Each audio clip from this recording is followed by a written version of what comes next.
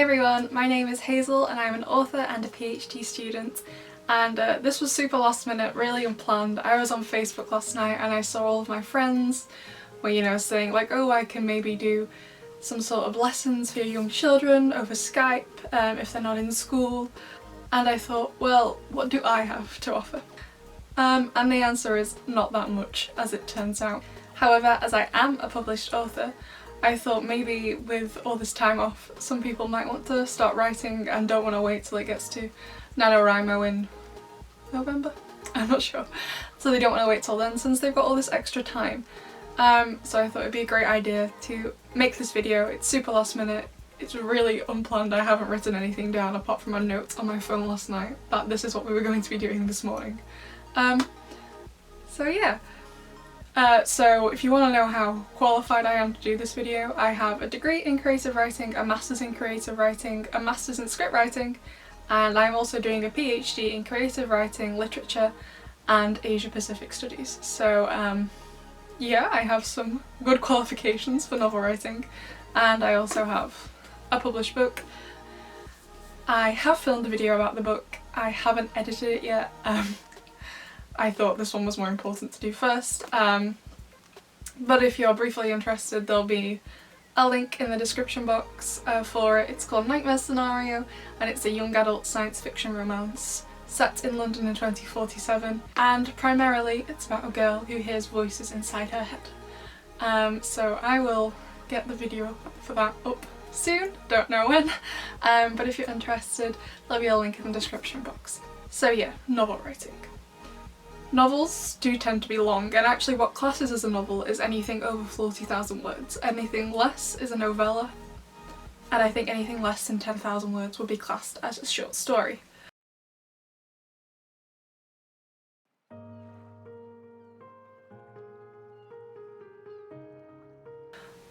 So 40,000 words isn't a lot actually. The threshold for NaNoWriMo for it to count or whatever is 50,000 words. So 40,000 words isn't a lot. You could write that in a matter of days. Especially since you're in quarantine. I could write it in a matter of days. If you want to know what my writing process is like, I spend several months planning everything out, really well. And then the amount of days it takes me to write the book is the same as there are chapters. So this novel, the original first draft, was 25 chapters long. I wrote it in 25 days. The second novel, which I think is 21 chapters long, took me 21 days. So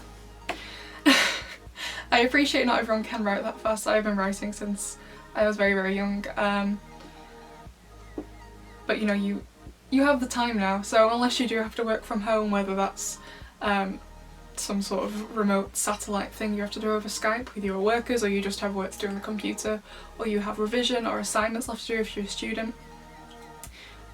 This could be something to maybe at least think about starting if you're really interested in it, and then really invest your time over the summer in it. So the first step will be to think of an idea, and if you can't think of an idea, think about what you're interested in, as in what genres you're interested in, what you want to read.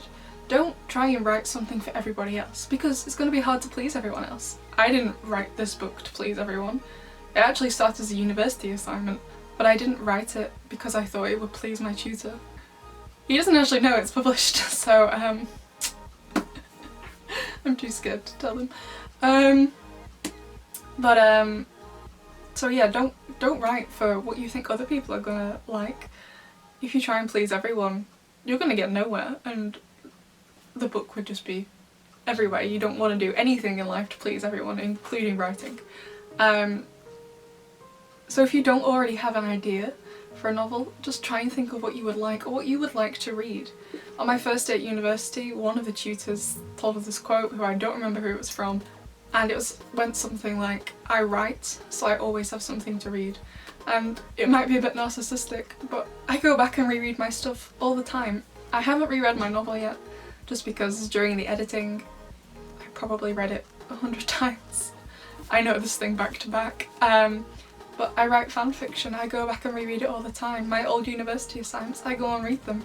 I even go back and reread the really cringy stuff I wrote when I was 5, Like, I go back all the time and read it because even if it is cringy, and I was obviously a bad writer when I was 5, I don't think anyone is a good writer when they were 5.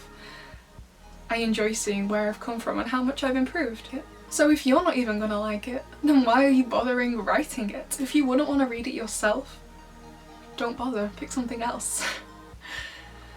So go through the genres you like. So first is your target audience. Do you want to write for yourself, as in other people at your age? So if you're in your mid-40s, do you want to write a book for other people in their mid-40s? Or as someone in their mid-40s, do you really enjoy young adult books, or maybe even children's books? You know, I'm 23, I guess I probably still class as a young adult. I guess I wouldn't, not that I can't read the adult books in Waterstones, but I would class as a young adult, I would guess. Like on the verge of probably no longer being a young adult. I would say young adult is like more like 14 to maybe 21 or something. I don't know. But young adult books are probably one of my favourite genres to read. I prefer them a lot more to adult books. And I also quite enjoy children's fiction, the 8 to 12 section. It's actually some of my favourite books in there. Jonathan Stroud, he's primarily, for the last time I checked, an author for the 8 to 12 age gap, and his books are amazing. I love Jonathan Stroud. So it doesn't have to be your age, the target audience, it doesn't have to be. But if you are writing for a different age, you need to have a good understanding of that age group. So I don't have a great understanding of the 8 to 12 age group, but I don't have any children that are 8 to 12, or any children at all. But obviously you have been an 8 to 12-year-old in your life, depending on your age, might have been a while ago, and things will have changed. So I guess the best advice would be to write what you know, so in this case would be to write for your target audience. But if you are in your 60s and you absolutely love reading Twilight, then write a young adult vampire book. If that's what you love and you read those kinds of books, that's what you know, you should write it. So you've got your target audience, and now you need your genre. So this is things like romance, science fiction, fantasy, crime, thriller, action, adventure. What genre do you want your book to fall in? And again, if you don't have an idea for your book, what do you enjoy to read? Do you really like Mills and Boon style romance? That's fine. I mean, if you, not dissing Mills and Boon's romance, but if you really enjoy reading that, then write something like that. And if this is just purely a passion project for you, you don't want anyone to read it, you don't want to get published into a book, make it as cringy and stereotypical as you want. This is just for fun. You don't have to become a published best-selling author, you know, on the New York Times list. I don't even know. I'm not on there.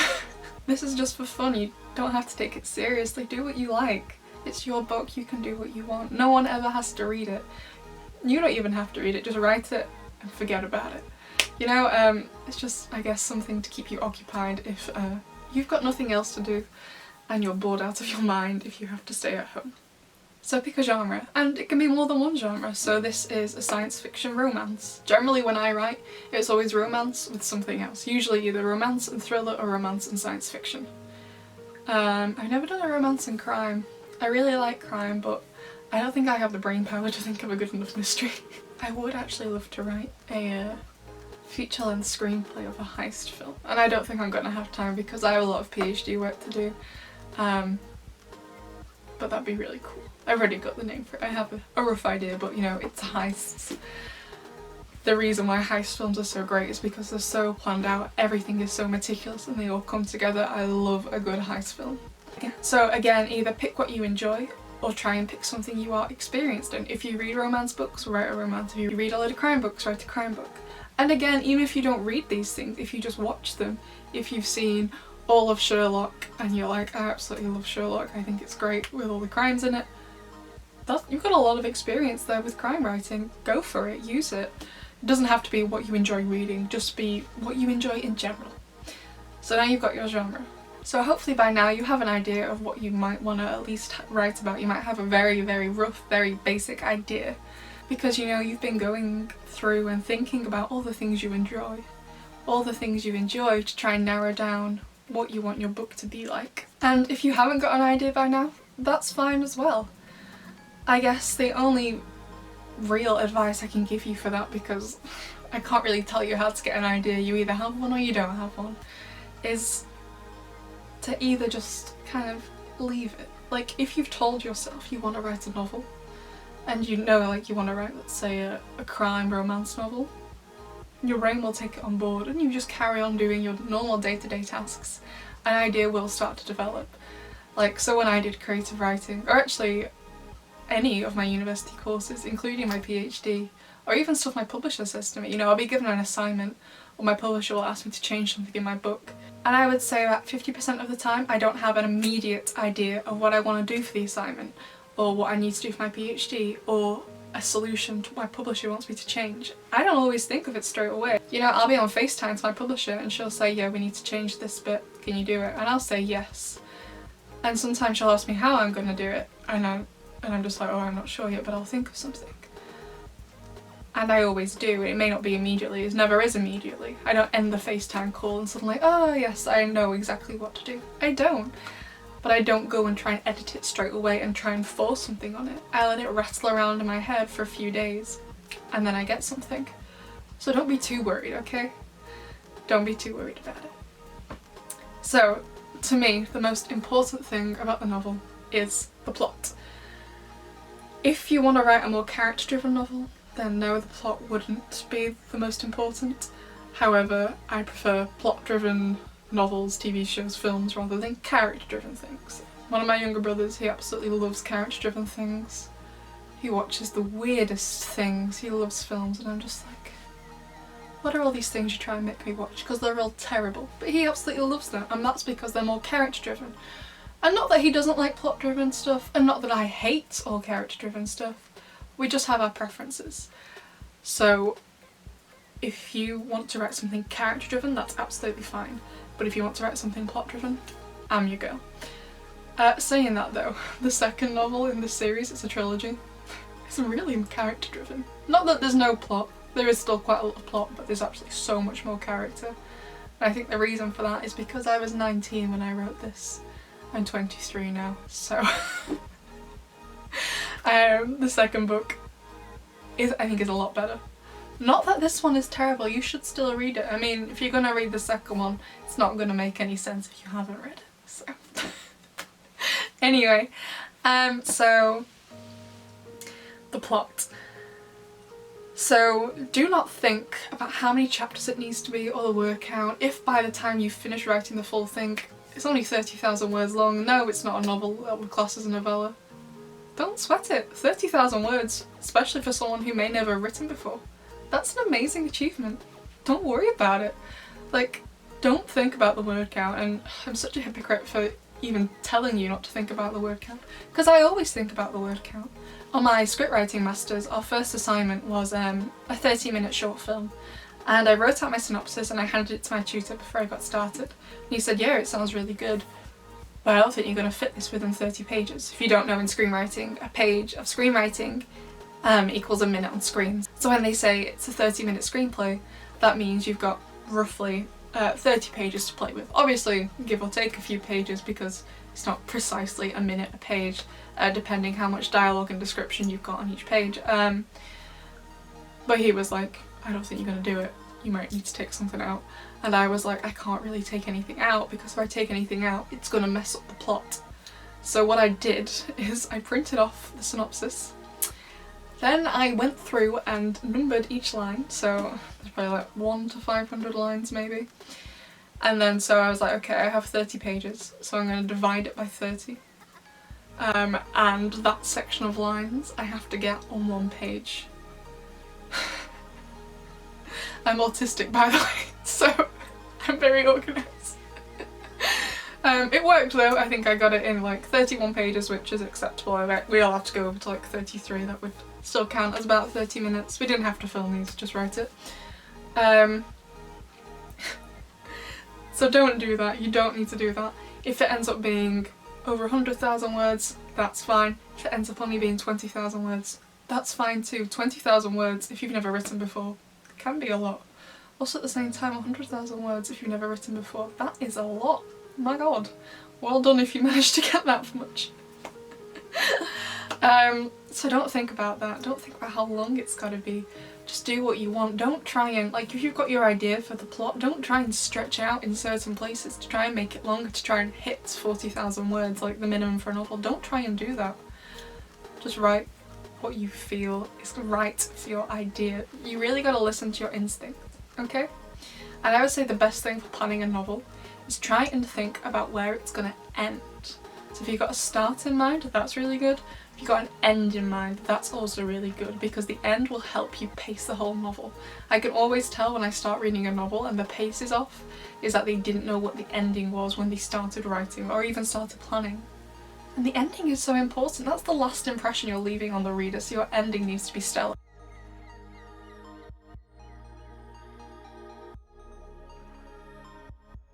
And just a note about the beginning and the end.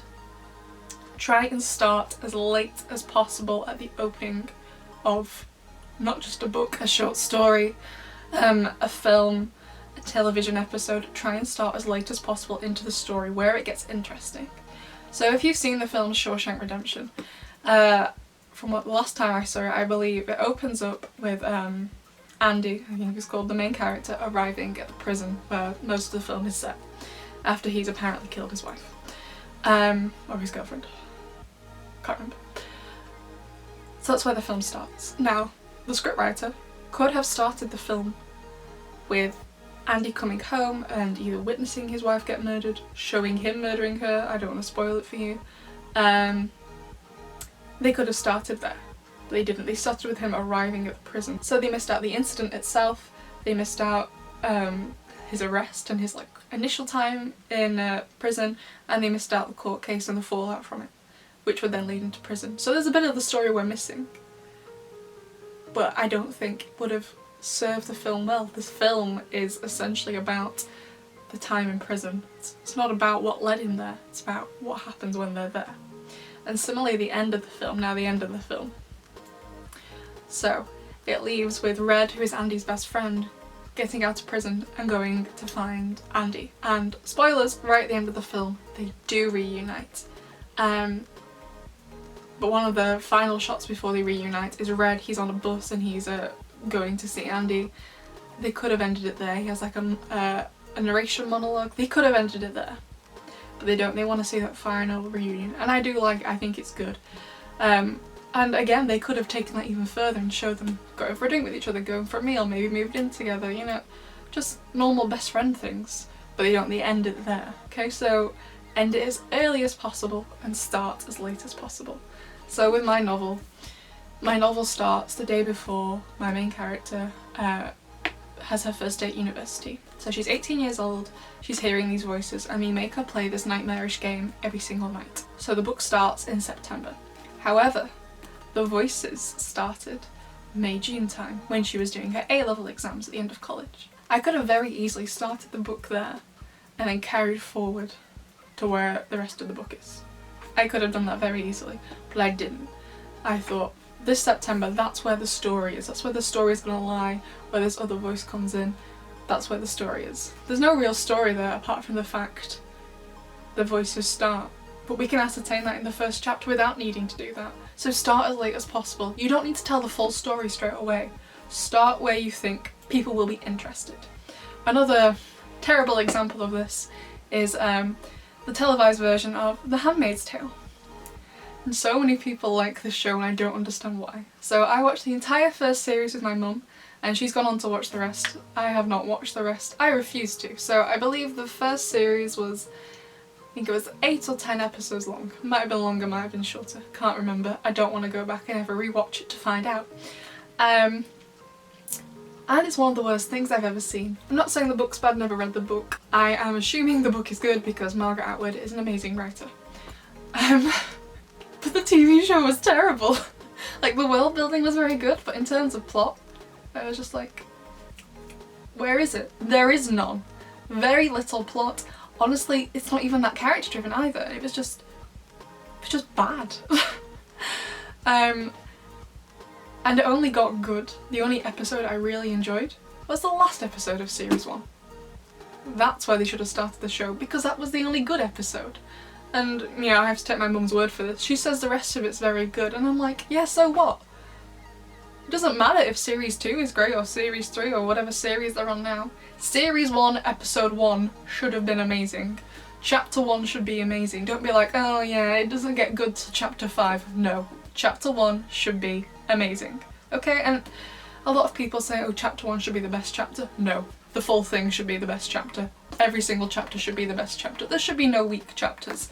If you want it to be published, if that's your goal, if you're like, this quarantine, I've got nothing else to do, I want to write a book and my aim is to get it published, that's great. It's a great ambition to have.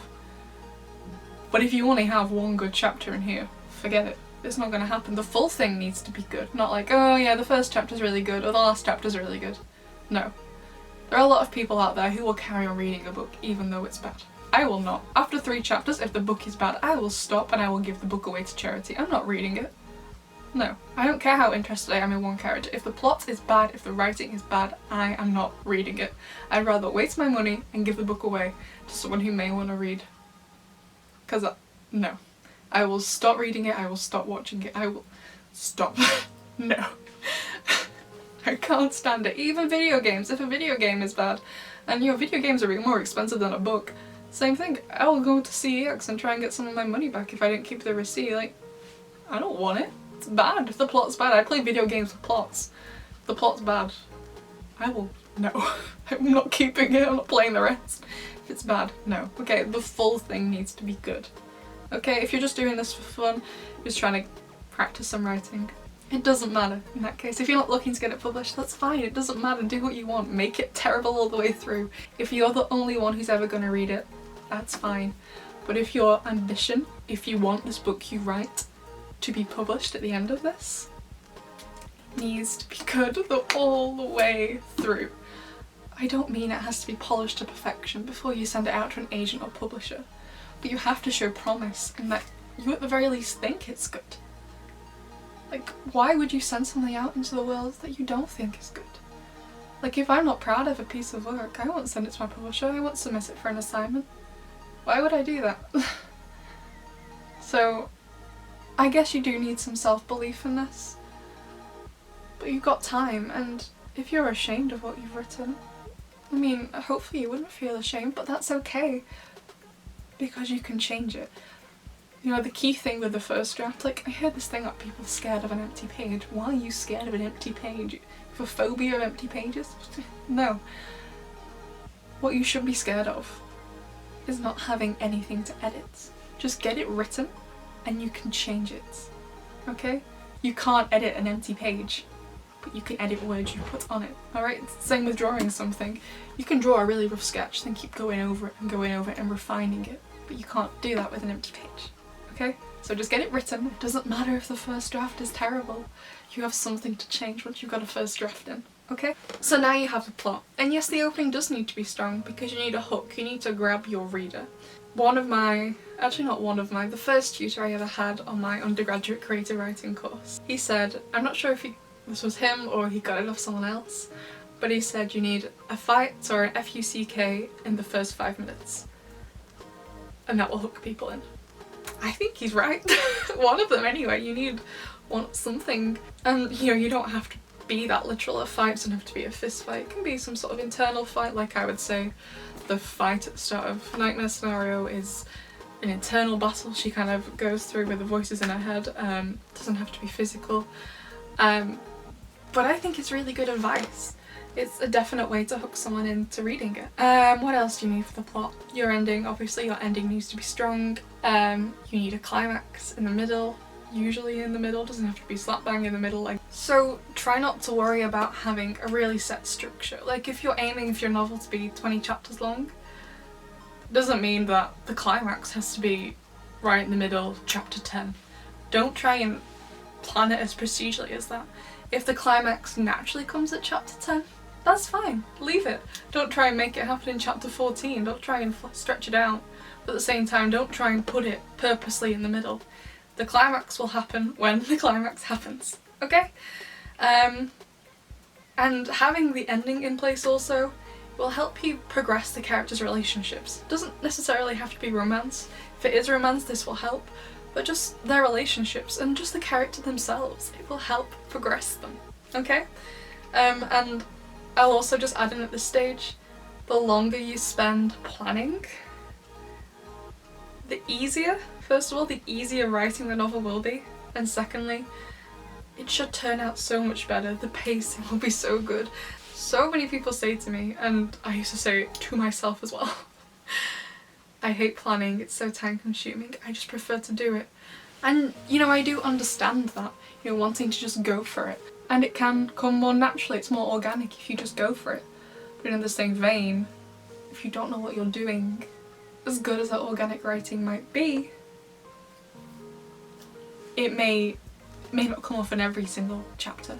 You might have a really good burst of great organic writing, but if you don't know where the story's going, you won't be able to keep up that organic writing because you'll keep getting lost. You'll be like, oh, what happens next? And you'll be able to like see like the stuttering in the writing, if that makes sense. I don't mean like someone writing in stutters, so like a hyphen, not like that. You can kind of see like the creativity and inspiration drop as they're not sure what they're doing and they're like, oh okay, 3 paragraphs later they understand what to do.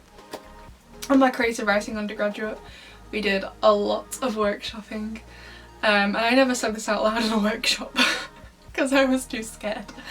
But you could tell when someone hadn't planned. Like they'd have an initial idea, and that idea may be great, but you could see they hadn't gone through and planned any of it. They'd just gone for it. And you know, with a short story, maybe even with a novella, you can probably get away with that. And if it's fan fiction, even if you're planning on writing a long fan fiction, you know, you can do that. You know, it's fan fiction. Do what you want. But with a novel, and especially with a novel you're going with a view to get published, it's not really gonna fly, I would think. So the longer you spend planning this, the better. And maybe planning it will take up all of your time in quarantine. Like I know, so the reason why I'm at home is because my university is shut. So I attend the university, I work at the university, not for them, just there. I work for an outsourcing company, I'm a note taker, so the university outsource the note taking support to another company. I work for that company and I work at my university but not for them. So I actually only have to work a few hours a week from home in my bedroom, on the phone to my student, helping him write his dissertation over the phone. Not mentally prepared for that. So at the minute my university is going to be closed, I believe, till April the 20th. So today is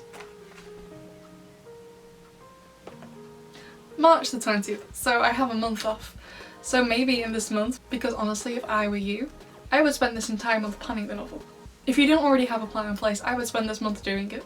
And then if, assuming we go back after the 20th of April, I would get your work done, carry on as normal, still think about the novel, go back, maybe revise some of the plan every now and then in the summer when you've got a block of time, go for it and write it.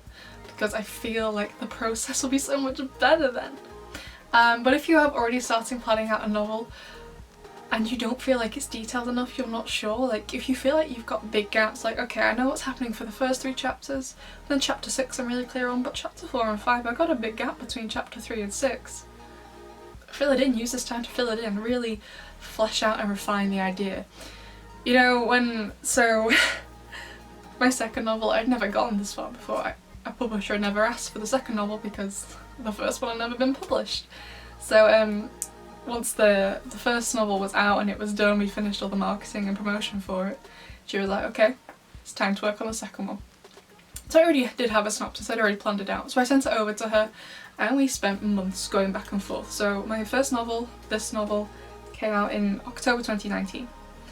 So all the promotion was probably done for it by November. You know, she gave me a break, she didn't make me do this straight away. So we went back and forth, checking it over, adding in things here and there to make it really detailed. And the synopsis I ended up with was probably about 3 paragraphs. It was a printed document, it was probably about 3 paragraphs for every single chapter. It was so detailed. Every single day it was, like, I know some people really struggle with getting up and just writing straight away because they're not sure what they're writing today. Like they know they've got to carry on with this novel, whether they're a published author and they're on a contract to do the next one, or they're just doing it for fun but they want to get it done. They struggle because they don't have a good enough plan. But like, it was a joy to wake up because I knew exactly every single thing that was going to happen in that chapter. Sorry, there was a bird outside the window. I like birds. The more you plan, the better it's going to be for writing, the easier you'll make it on yourself. Okay, and planning's not hard. The hardest bit will be writing the novel, not planning it. The planning's gonna be easy, okay? As long as you have an idea and it's an idea you're passionate about. If you're not passionate, it's gonna be hard, but if you're passionate about the idea, you love it, you really want to write this book, if you put your time into planning, writing it will be an absolute doddle. You'll have everything planned out for you, and the only thing you really need to focus on is how the language sounds, and maybe like the dialogue and your description. I would say in planning, the really only thing you can't quite plan for is character relationships and character development, because you don't really write in a synopsis, oh, these two characters like each other a bit more than they did yesterday, or this character's not quite as mean as they were the day before. You can't really write that. Actually, for my final assignment for my Masters in Scriptwriting, we had to write a feature film. And my supervisor, who I'd never actually had for a teacher before, so I'm not actually sure why I was given her, since she wasn't even in the same department. I never met her, no one else had her. She was just given to me. Don't know why. She asked for a synopsis of the film. I already had the idea for it, so I was like, yeah, fine, I sent it over. She said, yeah, the plot's good, but there's no character development. And I'm like, no, because you asked for a synopsis. There is no character development in a synopsis. That's the nature of a synopsis. The synopsis is the plot, line by line, how it's gonna go. It doesn't say, oh yeah, this character, yeah, a bit nicer today. You don't write that in a synopsis. The synopsis is about the plot. And she actually shouted at me over the phone. It was such a weird... Right, let's... Major tangent here, right? So, the final semester where we had to write this feature film was untaught. We just had communications with, I guess we could all of our tutors, but mainly with just our supervisor. So I believe I had 2 in-person tutorials with her. The first one was me meeting her, because I'd never met her before, because she wasn't a tutor on the course. She didn't even work in the same building at the university. No one else had her for a supervisor. To this day, I don't know why I was given her. Also, I don't really care, because I hated all of my teachers on that course. Actually, no, I liked 1.5 of them. It was just weird. So the first time we met, it was quite nice. So I told her briefly what my idea was, got to know her a bit. So she was like, send over the proper synopsis, I'll have a look. But she was like, send it me by Tuesday of the next week. But she was like, because I'm a part-time lecturer, I have another job on Wednesdays and Thursdays, which I won't tell you because it'll make it really obvious who she is. Don't ask. So send it me by then, so for our tutorial on Friday, I can have gone over it. So I actually sent it her by Monday because I'd handwritten it, so I just typed it up and sent it to her. Got to Friday, went to my tutorial. She said, oh yeah, I haven't read it yet. So she sat there and read it in front of me. So I was like, right, okay.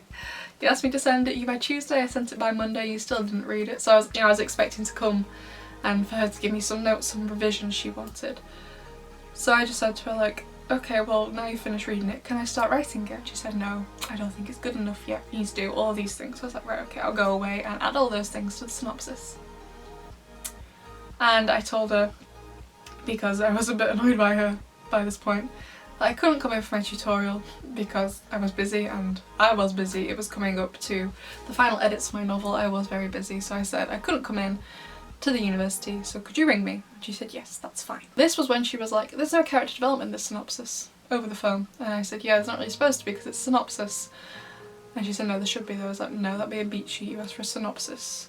And a beat sheet in screenwriting is absolutely every single thing that happens, including character development. And even then, not all beat sheets have them, because writing how a character develops is just so unnatural. Like, you show how a character develops, you don't tell them how a character develops. So I was trying to explain to her, you know, why you don't have that. And then she shouted at me over the phone. So I was sat downstairs in the dining room nearly crying because I don't like being shouted at. I don't think many people do. And so I was like, yeah, okay, bye. So she asked me to make some more edits. So I did. And then I just emailed her back with them. And I said, look, I'm going to be on holiday in Spain for the next 10 days. So I won't be able to respond to any emails she sent me. And she said, yep, that's fine. So I told her what date I'd be coming back and what date I'd be checking my emails. She was fine with it. Get home from Spain. Check my emails. She sent me 3. So the first one was just a general one replying to my edits. The second one was wondering why I hadn't responded to the first one. And the third one was wondering why I hadn't responded to the first or the second one.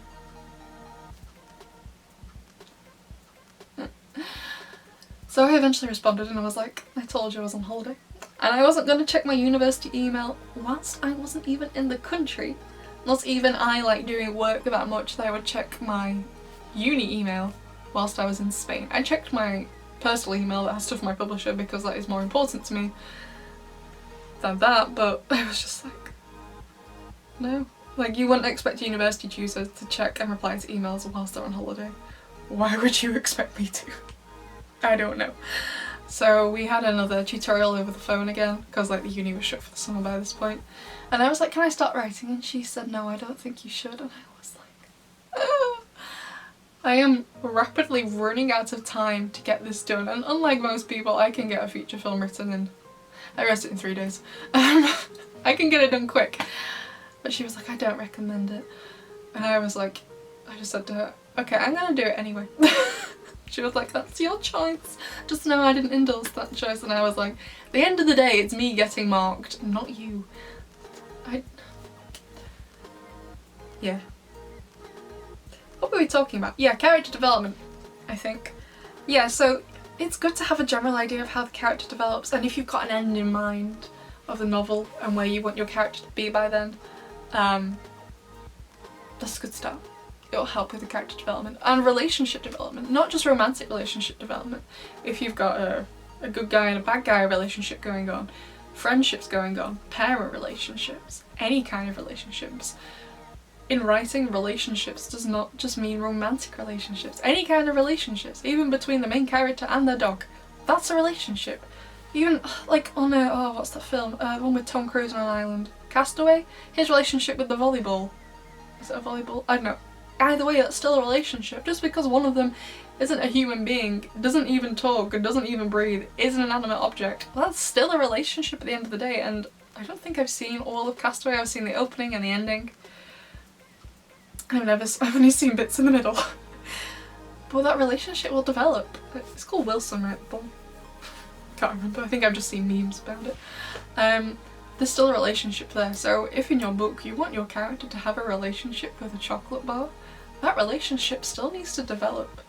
Just because that chocolate bar doesn't breathe and doesn't have its own thoughts, arguably. Maybe you want to write a book about a chocolate bar having thoughts. It still needs a relationship. And you know, a good example I guess would be The Fall of the House of Usher, and it's a bit creepy, it's a play. But everyone in the play, there's only 3 people, there's the narrator, the brother and the sister. They have a relationship with the house. Arguably the house is the 4th character, a bit like there's that line from Brooklyn Nine-Nine. I think it's from Nine-Nine anyway, where Holt is like undercover and he starts talking about Sex and the City. And he's like, oh, but arguably, of course, the city is another character. You know, so you need to consider all of your characters. You know, there's a dog in my book. She's in it twice. And my best friend was like, you have to put her in the second one. I was like, there's no room for her in the second one. She's like, she has to go in. So now the dog's in the second one. Just because my best friend loves dogs. But there's still a relationship with the dog just because it's a dog. And so also in the book, everyone has a watch surgically attached to their wrist. There's a relationship there. There are androids in the world, and the main android, the one who's talked about the most, Macy, who's the housekeeper of my main character, even though she's an animate object, they still have a relationship there. So all relationships you need to consider, and having the ending in mind will help pace it. Even if you've only got the opening and the ending in mind, as long as you have both of those things, even if you change them later, it will help so much with pacing, and pacing is so important. So yeah, moving on to characters. There are hundreds of character bio sheets, and you can fill out whatever suits your fancy and add in or take away things on there you don't want to use. That's fine. And even if you fill in like let's say your character's religion, but your book isn't about religion, you don't want it to be religious, but maybe you don't want your whole book to be about religion, and that's fine. But maybe it just helps you develop them more. If you know what their religion is, if you maybe know what their ethnicity is, if you maybe know, oh I don't know, what their favourite colour is. Maybe they never state their favourite colour is fluorescent orange, but it may just help you give a better understanding of the character. You know, if you're into it, if you're into astrology, give all your characters zodiac signs, you know? If maybe you just look at the sun sign, you're like, that's the most important, that's the one they're like. Or maybe give them a sun, moon and rising sign, and maybe try and incorporate that in. If you're into astrology, that could be a really interesting thing to try and explore. I'd read it, I'm kind of into astrology. I'd read that. That sounds cool, I'd want to do that. I'd be really bad at it. I don't think I should do that, I'm not qualified to do that. So even if you don't end up using these things in the book, like their religion, like their star sign, like their colours, it could set an undertone. So if your main character is Jewish, you know, maybe their friends in the book invite them to a party on a Friday night and they can't because Friday nights are, or is it a Saturday? The Sabbath. Whenever the Sabbath is, they can't. There's some cultural undertones there. Not about the whole novel, there's just an undertone of it. Or maybe if they're a Muslim, they've got to pray 5 times a day. Even if that's not directly to the plot, it could bring up some very interesting occurrences. So really think about it. You've also got to take into account where you're setting your book. So usually I would try and tell you if you want to write something set in this world. Obviously if you want to write something set on Mars, just go for it. But if you want to write something set on Earth and you've never been to that place before, my usual advice would be to go there. But not right now. My advice would be to stay at home right now and wash your hands. Not the whole day, don't just stand there washing your hands, that's a bit weird. So like my tutors always gave me the advice of write what you know. My book is set in London. I've been to London quite a few times, don't live in London really. I should have set my book in the north of the country where I do live, but it wasn't really conducive to the plot. So do think about the setting in relation to your plot. How can the setting help with your plot? Don't just see it as a place where it happens. How does the setting help? The setting of London in Nightmare Scenario is vastly important. Not so much in the first book, in the second or the third. Something like setting doesn't have to come into play immediately. Okay, it's not like the plot, like I was saying before, where like don't be like, oh yeah, the plot only gets good at chapter 5 and I was saying it should be good from the get-go. The reason for the setting does not need to be clear straight away. If the reason for the setting is clear straight away, that's fine, that's allowed. But if it's not, that's okay. Okay, so don't worry too much about that.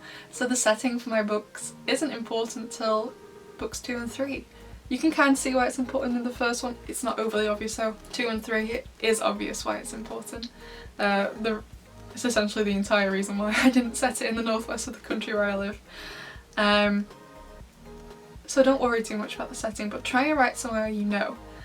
But if you really want to set it somewhere where you don't know that well, or somewhere you don't live, we thankfully live in an age with Google Maps. But I would say once this virus is over and you really, you know, you set your book in Prague, which is a really nice place by the way, I would go there. If you can. If you can afford it, try and go there. Or if you can't afford it, find someone who has been. Learn from their experiences. Ask to see if they took any photos. You know, there are hundreds of photos on the internet. Say hundreds. Millions. You can probably find whatever it is you're looking for.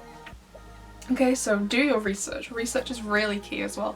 My PhD is actually primarily research for the second and third novels of how to portray an Asian character with mental health issues. That's what my PhD is essentially about. So yeah, research is important, especially if you're writing about something quite sensitive, like for example mental health or drugs or domestic violence. Those are just 3 examples. There are obviously loads of issues. So try and write something you know about. If you just want to get this novel done and it's just for fun, I guess no, you don't need to do a lot of research. I guess it can be arguably okay to be really misinformed and write whatever you want as long as you educate yourself afterwards. If you want to write something with a view to get this published, your research needs to be correct. Like, your publisher will be willing to go through and edit passages where it doesn't sound right or where the plot isn't as strong. They'll be fine with that. But if you present to them a book, your submission you present to them, that's ill-informed and badly researched when it's a sensitive subject. Like, I guess the topic at the minute on the YouTube drama channels is Trisha Paytas and the dissociative identity disorder drama, I guess. I'm not saying she does or doesn't have it, but the video in comparison to other videos I've watched on DID is spreading a lot of misinformation, and she has a lot of viewers, she has a lot of subscribers, when you have a voice, you have a responsibility to make sure what you're saying is good and correct. So you need to be careful. And a publisher will question if they're not sure it's correct, if they don't know a lot about it. Like when I met my publisher, she was like, do you hear voices? That was the first thing she asked me after saying, hi, my name's whatever. Not that I've forgotten her name, I know her name, I just don't know if she wants it said. She asked me, what's your experience with hearing voices? And I said, I hear voices. And she was like, okay, is this based on your own experience? And I said yes, and she was fine with that. Okay, so if you want to write a book about hearing voices but you've never heard a voice before, you need to do your research on it. If you want to write a book about domestic violence but have hopefully never had to go through that, you need to do your research on it. I don't think there's anything wrong with writing a book about something you don't have a personal experience with. I think it's fine. I personally don't mind it. But in that case you do need to do the subject area justice and do enough research. I'm trying to think of what else. This wasn't planned, as you can probably tell. The video is all over the place. I usually have a notepad, and because I'm kind of nervous, I keep looking back and down to talk. I don't have anything apart from my novel and my phone. Oh gosh, I'm trying to think. My advice to you would be to spend as long as possible planning. And don't plan until it becomes boring and you've planned out every single possible thing that could possibly happen. I guess you still want an air of naturality. It's not a word. But you want your writing to sound natural to some degree. You don't want it to sound robotic and really planned out. You don't want that. No one wants to read that. So that's fine, but plan so at the very least, what the very least you should know is what's going to happen between the opening and the ending. You should know what's going to happen, okay? And like I said, if you're writing this just for fun, if you're not thinking of being any serious, you know, you don't want anyone to ever read it, you're just going to write it, do one draft, never edit it, never read it again, you're just doing it for fun just to say, yeah, I wrote a novel. Not many people can say that they wrote a novel. This is a really good time to do it, I think, if you've got nothing else to do. So my key tips would be, first of all, plan. And when you're planning, think of what the ending's going to be, because not only will that help with the pacing of your planning, of knowing when certain things need to happen to get to that ending, it'll also help with when you write the thing. So spend as long as possible in the planning. So maybe plan during this quarantine period, and then in the summer, maybe when you've got more time if you're a student and have the summer off, write it. I guess try to avoid exposition, especially if you are writing a book with a view to get it published, because generally you're only really allowed exposition when you're a big and famous writer, because, you know, the Star Wars films, because it starts with a 2-minute crawl telling you exactly what's happened between the last film and this film. So, you know, you don't get that in novels. You're not allowed to do that. I know it's like an iconic Star Wars thing, but you, as a new writer, I don't think you'd ever get away with that, unless you had some weird, quirky style. As I did mention it before as well, start as late as possible and end as early as possible. That'll really keep it down. So yeah, maybe the reader may want to know what happens next. But you know, that's what fan fiction's for. So the longer you take your book on for, and the earlier you start it, it can get ridiculous. So be mindful. Okay, so again, take into consideration what you would want to read. It's really important to keep reminding yourself. If you don't want to read about something, why would you write about it? Okay? Then I guess the last tip would be to show, don't tell. So don't try and tell us something about a character's past. Try and show it us through something. And sometimes there is no possible way to show it and you just have to tell it. And that's fine. But where possible, showing is a much better skill as a writer than telling. Because anyone can tell, anyone can describe, but not everybody can show. So really try. Okay? Like, a really good example of this is a short story by, I think it's by Ernest Hemingway, and it's 6 words long. So it's for sale, baby shoes, never worn. There is so much information within those 6 words. There are so many implications there. So, not that you have to be like Hemingway. Honestly, I haven't read a lot of Hemingway, and the Hemingway I have read I don't particularly like. But try and show as much as possible. Okay, if telling is a last resort, alright, so don't try and do it everywhere. But again, if you're writing it for fun, tell everything. But if you're writing with a view to get it published afterwards, you need to be able to show, okay? So so I feel like that's everything. I don't know, I didn't plan this, I just kind of went for it. I don't feel I offered anything useful. Maybe I'll refilm it if I watch it back and I hate it. But if you would like me to go more in depth about certain topics, like I didn't go over dialogue, just because I feel like everyone should be good at dialogue because we speak all the time. And I'm pretty good at dialogue. I would dare to say that dialogue is the thing I am best at writing. I love writing dialogue. So because I am autistic, I have spent most of my life sat in silence, listening to everyone else. So I am very good at dialogue. I'm also very good at mimicking all of my friends' behaviours, all of my family's behaviours, because they do it all the time. For me, dialogue is the easiest to write. It's my favourite thing to write. I think it's what I do at best. Actually, in my second novel, there's this whole section that was planned. So there was a section where my two main characters, they were just walking somewhere, and the plan was for them to have a chat and get to know each other. That was the plan. I had nothing in there like what they were going to chat about, just a chat, and I didn't put a length on it, you know. I didn't say, okay, we're going to have a chat for 2 pages and it's going to end, we're going to get to the place. I just let them go for it. I let that bit be natural. And it was potentially a bad idea because it went on for 15 pages, they didn't shut up. But luckily my publisher liked it. She was like, yeah, actually make it longer. So I was like, you're the boss. Because I loved that. I love dialogue so much. I really enjoy the second one because there's so much dialogue in it. I love dialogue. Not that there's no dialogue in the first one. There's a lot of dialogue in the first one because I love dialogue. So if you want me to make a video about a more in-depth topic, you maybe want me to go more in on character or setting or openings or endings or dialogue or something, or even, you know, some of my genres of speciality I would say would be romance and science fiction, and maybe also writing for the young adult genre. If you would like me to go more in depth, especially about science fiction, because so much can go wrong when you write a science fiction novel or even a science fiction short story. You need to know like the basic conceits and what to do for world building. So yeah, let me know. I hope you've enjoyed this video.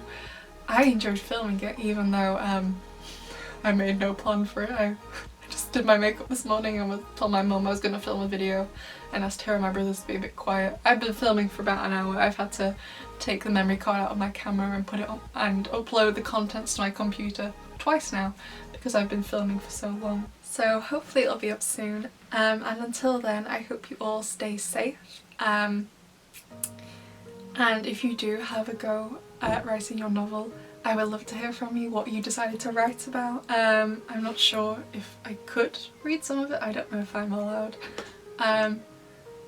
but maybe we could do that. Maybe it'd be fun if you all emailed me like the first chapter and we could maybe have a bit of a workshop on it. I think that'd be great. I love editing stuff actually, which is a bit weird, most people don't, but I do.